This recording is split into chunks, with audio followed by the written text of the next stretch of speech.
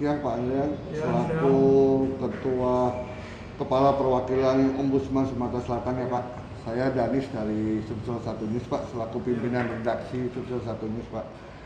Mau sedikit konfirmasi aja terkait kelembagaan Bapak Ombudsman, kan kelembagaan Bapak menerima pengaduan dari masyarakat luas terkait pelayanan publik yang memang kurang menurut masyarakat. Nah, itu sejauh 2020 Pak, evaluasi kita di 2020 itu berapa banyak sih Pak laporan masyarakat yang masuk ke kantor Ombudsman terkait kurangnya pelayanan masyarakat ataupun sulitnya birokrasi di jajaran pemerintah Sumatera Selatan Pak? ya, baik. Tahun 2020 tadi kami menerima total 158 laporan dan konsultasi seperti itu dalam bentuk laporan yang memang langsung ditindaklanjuti oleh tim pemeriksaan kami. Itu ada 96 laporan, lalu kemudian sisanya itu ada 54 laporan itu dalam bentuk konsultasi. Jadi masyarakat bertanya tentang hal-hal yang mereka mungkin keluhkan juga di bidang layanan publik, tetapi tidak sampai dalam bentuk laporan resmi, hanya dalam bentuk konsultasi seperti itu. Nah, lalu kemudian dari 96 laporan itu yang sudah diselesaikan di tahun 2020 kemarin lebih kurang 52% lebih, sisanya masih berproses karena memang ada laporan yang ternyata masuknya juga di bulan 11, bulan 12, sehingga pada waktu penutupan laporan itu belum bisa kita tutup karena masih menjalani prosesnya seperti itu. Yang masuk ke pengaduan dari masyarakat Pak, Ombudsman sendiri kan ada 52 yang sudah ditindaklanjutin Pak ya. Itu rata-rata instansi pemerintah atau non pemerintah Pak yang banyak masuk ke pengaduannya Pak? Ya, kalau kita lihat tupoksinya sendiri, Ombudsman ini kan melakukan pengawasan di bidang pelayanan publik yang dilakukan oleh kementerian, lembaga pemerintah, pusat, daerah, termasuk juga di dalamnya BUMN, BUMD, dan Badan Hukum Milik Negara, seperti itu. Nah, kalau kita lihat dari postur laporan, memang rata-rata setiap tahun itu yang paling banyak adalah pemerintah daerah. Lalu kemudian diikutin tahun ini cukup banyak juga laporan yang berasal untuk BUMN dan BUMD. Lalu kemudian peringkat berikutnya kepolisian dan peringkat berikutnya lagi di Badan Pertanahan Nasional. Nah, untuk sejauh ini Pak, kan tadi kan ada pemerintah daerah Pak ya, itu provinsi atau kabupaten kota Pak yang lebih dominan Pak?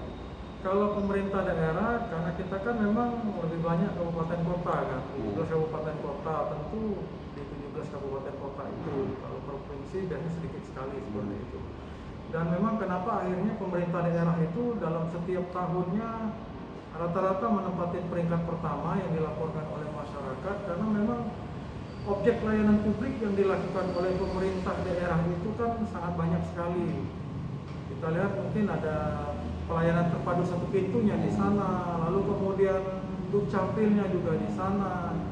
Dan memang karena memang berhubungan dengan masyarakat banyak, tentu potensi ketidakpuasan masyarakat terkait layanan itu juga pun tentu akan berpotensi lebih banyak seperti itu. Jadi kemarin kan Bapak melakukan sidak ya Pak ya, di dukcapil di Lahar Pak ya. Itu di kabupaten. Kalau untuk Kota Palembang sendiri Pak, itu lebih dominan laporan itu di instansi pemerintahan di sub bidang apa Pak? Kalau di Palembang sih memang hampir rata-rata dari laporan yang masuk ke Ombudsman itu sekitar 60% itu dari Kota Palembang, seperti itu. Kita paham kenapa akhirnya Palembang ini yang paling banyak orang melapor ke sini, ya mungkin juga terkait masalah aksesnya. Orang lebih gampang datang ke Ombudsman. Kalau kita lihat data dari 100% laporan yang masuk, itu sekitar hampir 45% itu orang yang datang langsung ke kita, 40-60% orang langsung datang ke kantor kita, walaupun kita sudah buka peluang laporan itu dengan kanal-kanal yang lain. Ada kanal WhatsApp, ada mungkin di Facebook orang baca berita kita tentang Dukcapil, misalnya tiba-tiba dia langsung, Pak ini saya mau melapor, ada juga yang seperti itu. Tetapi itu tadi, karena di Ombudsman ini kan rata-rata memang orang melapor ke kita ini sudah langkah yang terakhir. Orang sudah melapor kemana-mana, misalnya kalau ada urusan dengan pemerintah daerah, orang sudah melapor ke instansinya, di instansinya tidak ditindaklanjutin, lapor lagi ke inspektoratnya, inspektoratnya tidak ditindaklanjutin, melapor lagi ke wali kotanya, tidak ditindaklanjutin juga, terakhir melapor ke gubernur, enggak ditindaklanjutin, akhirnya mereka terakhir datang ke kita, ke Ombudsman, seperti itu. Makanya memang kenapa akhirnya banyak orang yang memang lebih suka datang langsung, karena memang apa ya, ada hal-hal yang memang mau langsung dicurahkan apa ya, permasalahan mereka pada Ombudsman itu secara langsung, seperti itu. Nah, tadi kan Bapak bilang ada 96 Pak ya, dan yang sudah terselesaikan 50, sekitar 52 sampai 55. Nah itu penyelesaiannya sampai tahapan apa? Kalau yang sudah selesai itu artinya laporannya sudah kita tutup. Artinya itu betul-betul sudah tuntas. Nah, laporan kita tutup ini nanti akan ada dua.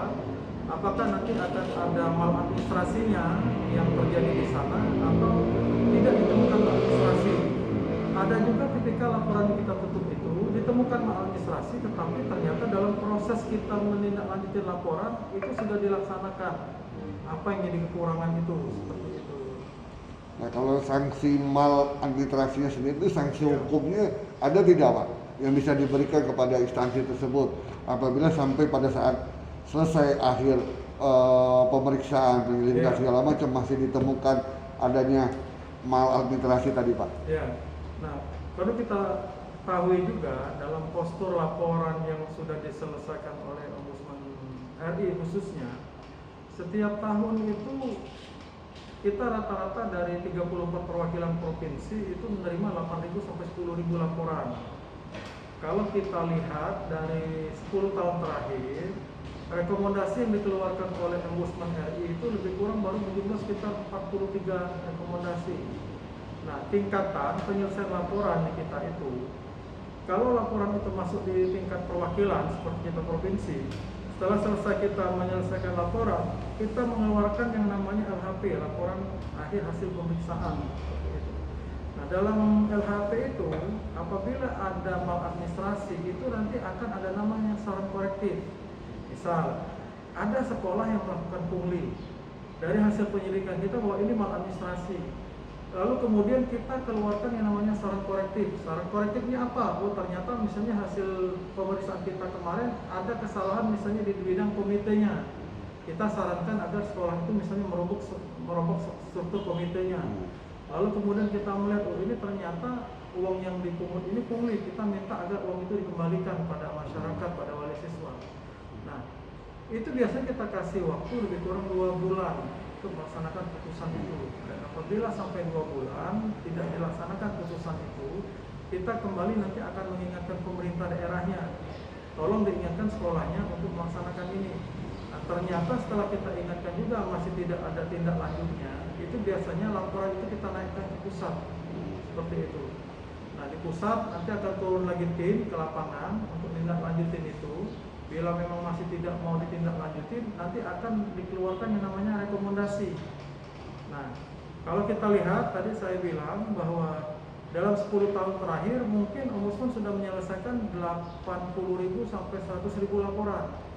Ternyata dari sekian banyak laporan itu yang berlanjut sampai ke rekomendasi baru berjumlah lebih kurang 43 rekomendasi.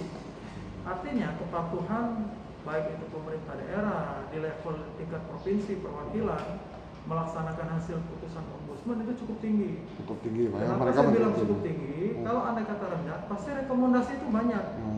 Seperti itu. Pasti jumlahnya bukan 43, mungkin udah ribuan jumlahnya seperti itu.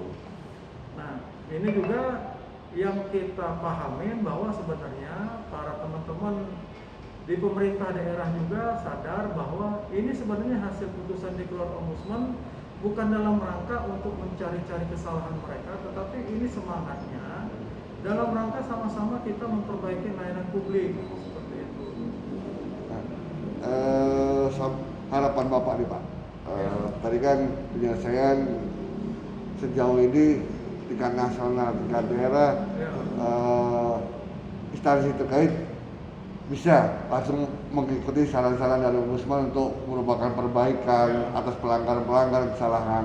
Kan sangat minim sekali yang masih menolak orang ya. Nah, harapan Bapak nih Pak selaku Kepala Perwakilan Ombudsman Sumatera Selatan untuk pemerintah Sumatera Selatan, provinsi dan 17 kabupaten kota, harapan Bapak dan imbauan Bapak kepada mereka apa nih Pak? Iya, kalau himbauan kami tentu kita sadar bahwa titik tolak layanan publik itu salah satunya adalah pemenuhan standar layanan publik sesuai Undang-Undang 25 tahun 2009 yang memang sampai saat ini kami lihat masih belum 100% diikuti oleh pemerintah daerah.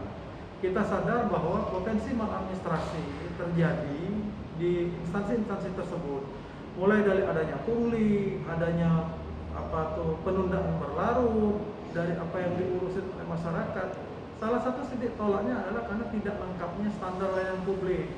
Kenapa saya bilang seperti itu? Kalau orang misalnya nih datang ke kelurahan mau ngurus apa, orang kan mesti sudah bisa lihat, oh di kelurahan ini bisa ngurus surat apa. Kalau mau ngurus surat keterangan apa, ini syaratnya bagaimana. Lalu kemudian ada nggak dipungut biaya di sana? Kalau gratis ya bilang gratis.